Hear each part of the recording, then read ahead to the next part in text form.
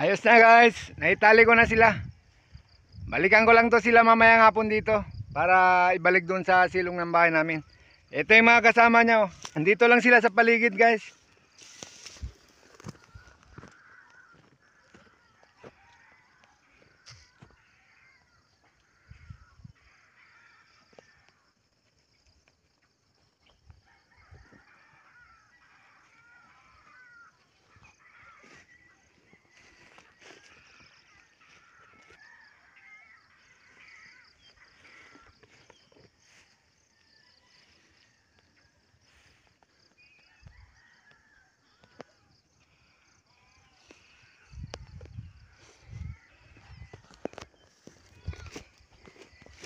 Kita lang dito yung sa Mayaming guys. Ayun doon, oh.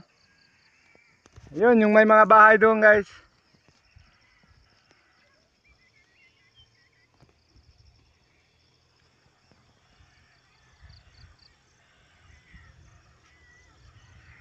Doon yung sa Mayaming.